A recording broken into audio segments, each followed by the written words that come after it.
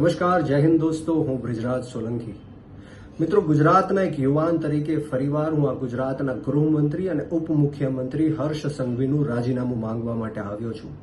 કારણ કે આ ગાંધી અને સરદારનું ગુજરાત છે. આ ગુજરાતની અંદર દારૂબંધી છે, નશાબંધી છે, છતાં પણ ગુજરાત વિધાનસભામાં આંકડો આવે છે કે 14 લાખ કરતા પણ વધારે ગુજરાતીઓ નશીલા પદાર્થોના બંધાણી બન્યા છે. એમાં 12 લાખથી વધારે પુરુષો છે અને 2 લાખથી વધારે મહિલાઓ પણ છે. અને અમદાવાદમાં જે ખાનગી અને સરકારી રિહેબ સેન્ટરો છે એમાં સંખ્યાઓ ખૂબ વધી રહી છે. મહિને 600 700 લોકો લાઇનમાં ઊભા હોય છે. આ તો માત્ર અમદાવાદના આંકડાઓ છે. આવા રાજકોટ હોય, જામનગર હોય, ભાવનગર હોય, અલગ અલગ જગ્યાઓમાં રિહેબ સેન્ટરોમાં સંખ્યાઓ ગુજરાતના યુવાનોની ખૂબ વધી રહી છે. ગુજરાતના યુવાનો દિવસે ને દિવસે ડ્રગ્સના કારણે, દારૂના કારણે ખતમ થઈ રહ્યા છે. વિધાનસભાના આંકડાઓ એવું કહે છે કે 2 વર્ષમાં ગુજરાતની અંદર 3162 કિલો ડ્રગ્સ પકડાણું અને 1 વર્ષમાં 260 કરોડ રૂપિયાનો દેશી અને વિદેશી દારૂ પકડાણો. મિત્રો, આપણે કેવા ગુજરાતમાં જીવી રહ્યા છે.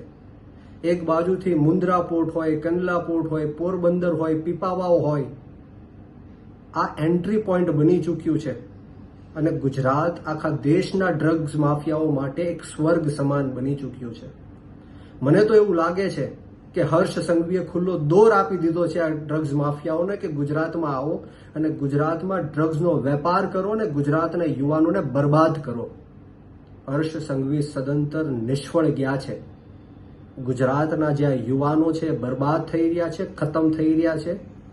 એના માત્ર ને માત્ર કોઈ જો જવાબદાર હોય તો એ હર્ષ સંઘવી છે. આજ દિન સુધીમાં ડ્રગ્સ પકડાય છે, પરંતુ કોણ ગુજરાતમાં ડ્રગ્સ લાવે છે ને ક્યાં વેચવા જવાના છે એ ક્યારેય પકડાતા નથી. ક્યારેય કોઈના નામ બહાર આવતા નથી. ક્યારેય સાંભળવામાં નથી આવતું કે કોને જેલમાં મોકલ્યા કે કોને ફાંસીના માચડા ઉપર ચડાવી દીધા. આ 100% એવું લાગી રહ્યું છે કે આમાં ભ્રષ્ટ પોલીસ અધિકારીઓ પણ ઇન્વોલ્વ છે અને ભ્રષ્ટ નેતાઓનું પણ આમાં ઇન્વોલ્વ છે. હું ગુજરાતની જનતાને પૂછવા માંગુ છું કે કેવા ગુજરાતમાં આપણે જીવી રહ્યા છીએ, જ્યાં એક બાજુ આપણા યુવાનો નોકરી માંગે છે ત્યારે નોકરી આપી નથી શકતા, પોલીસ આગળ એમને માર ખવડાવે છે, ખોટા કેસો કરે છે, જેલમાં નાખે છે, અને બીજી બાજુ એમનું ધ્યાન ભટકાવવા માટે ડ્રગ્સના રવાડે ચડાવે છે. આપણે સૌએ જાગૃત થવું પડશે, આપણી આત્મા જગાડવી પડશે.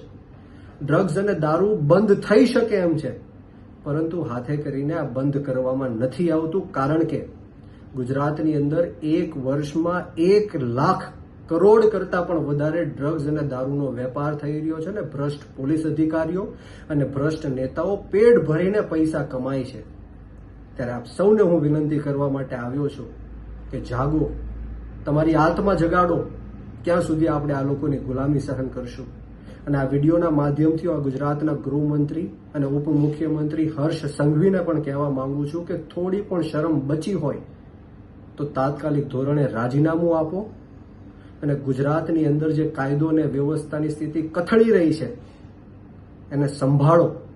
નહીતર આવનારા દિવસોમાં આમ આદમી પાર્ટી સમગ્ર ગુજરાતની અંદર ગાંધી ચિંધ્યા માર્ગ ઉપર અને જરૂર પડે તો શહીદ આઝમ સરદાર ભગતસિંહના માર્ગ ઉપર પણ આંદોલન કરવાની અમારી તૈયારી છે. જય હિન્દ, જય ભારત, જય જય ગરવી ગુજરાત.